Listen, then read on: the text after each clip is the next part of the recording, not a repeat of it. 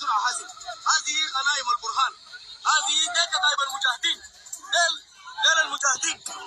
وهدد الرئيس عبد الفتاح السيسي: لن أسمح أبدا إن احنا نهد بلدنا ونضيعها كده. ها هي طبول الحرب تدق بين القاهرة والخرطوم بعد مقتل أول دبلوماسي مصري رفيع المستوى، وهو محمد الغراوي. من هو محمد الغراوي؟ وكيف تم اغتياله؟ ومن قام بذلك؟ وكيف ستكون ردة فعل الجيش المصري؟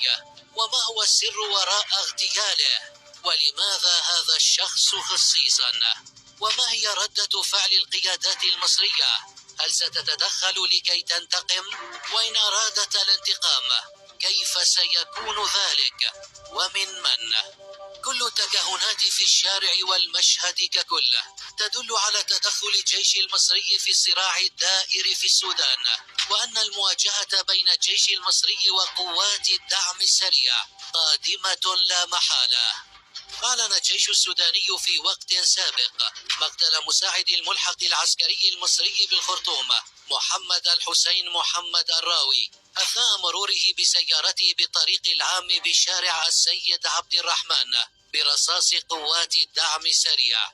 وقال الجيش في بيان: مواصلة لسجلها الإجرامي وقتلها العشوائي، استشهد بنيران الميليشيا المتمردة مساعد الملحق العسكري المصري بالخرطوم السيد محمد الحسين محمد الراوي أثناء مروره بسيارته بالطريق العام بشارع السيد عبد الرحمن. وأضاف البيان: القوات المسلحة السودانية تترحم على روح الفقيد وتعزي الشعب المصري الشقيق فيه، وتدين بأشد عبارات الاستنكار استهداف ميليشيا الدعم السريع المتمردة لأرواح الناس بلا تمييز أو اعتبار، بما فيهم البعثات الدبلوماسية بالبلاد أو المدنيين، وما حادثة المواطن الفرنسي ببعيد. وقالت قوات الدعم السريع في السودان إن مقتل الدبلوماسي المصري مسؤولة قوات الجيش والإسلاميين، مضيفة أن ذلك جاء كمحاولة للوقعية بين قوات الدعم ومصر.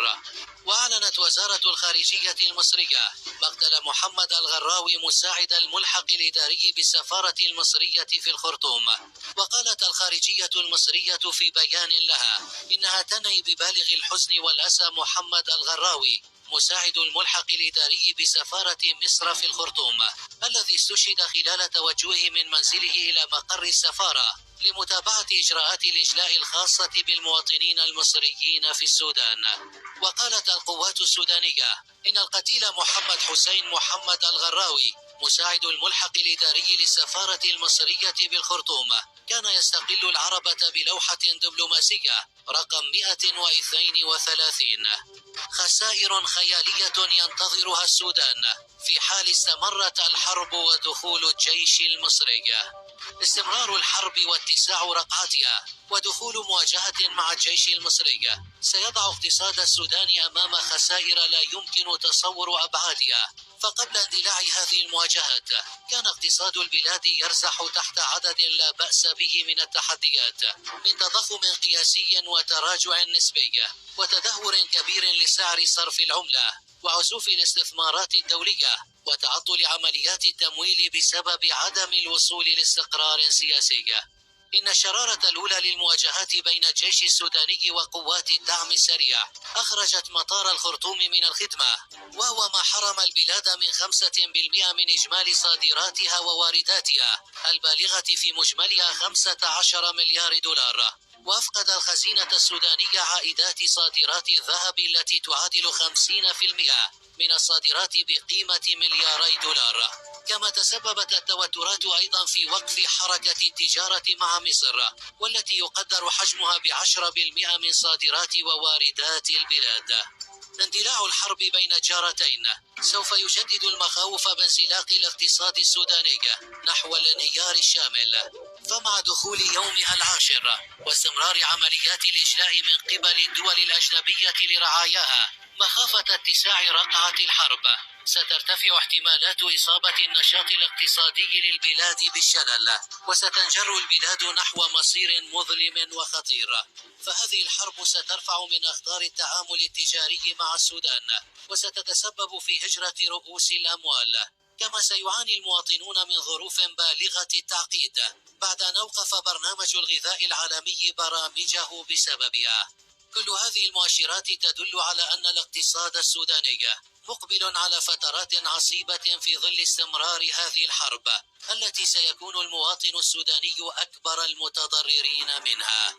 كم خسرت مصر جراء تدمير طائراتها الحربية في مطار مروي بالسودان؟ مع كشف شركة ماكسار لتكنولوجيا الفضاء عن صور التقطها قمر صناعي لتدمير المقاتلات المصرية بمطار مروي شمال السودان بعد سيطرة قوات الدعم، بات من المؤكد تكبد القوات الجوية المصرية خسارة كبيرة بتدمير 3 مقاتلات. ووفقا للصور، يبقى مصير مقاتلتين أخريتين على الأقل مجهولا وسط ترجيحات بتدميرهما أيضا بسبب احتراق حظيرة الطائرات التي كانت بداخلها وفقا للصور. وخسرت مصر مقاتلات روسية من طراز ميك 29، وهو نوع من المقاتلات المفضلة لدى القوات الجوية في العديد من الدول بسبب قدراتها الحربية وسهولة المناورة فيها وتقنيات التي تحتويها وكذلك سعرها. فما هي هذه المقاتلة؟ وكم تقدر الخسارة المصرية بتدمير هذه الطائرات؟ تقدر مجلة القوات الجوية والفضائية سعر طائرة ميك 29 ما بين 5 حتى 8 ملايين دولار، بالاعتماد على تقرير نشرته وترجمة عربي 21 مقتطفات منه، من أجل بيع عدد من مخزونها من المقاتلات لاستبدالها بمقاتلات أمريكية من طراز F-16.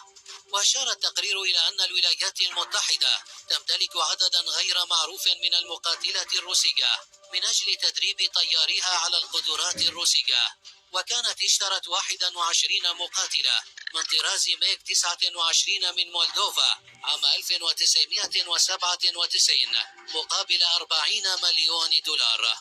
ووفقا لهذه التقديرات، فإن مصر خسرت ما يقارب 20 مليون دولار جراء العدد المؤكد من الطائرات المدمرة، وسط توقعات بأن الخسارة أكبر في حال تأكد تدمير بقية الطائرات، وهو المرجح وفقا للصور التي أظهرت احتراق حظيرة الطائرات التي كانت تضم طائرات أخرى، ما يرفع كلفة الخسارة. ووفقا للعديد من التقارير، فقد اشترت مصر من روسيا 50 مقاتلة من هذا الطراز بدءا من عام 2016 على أن تكتمل الصفقة في عام 2020.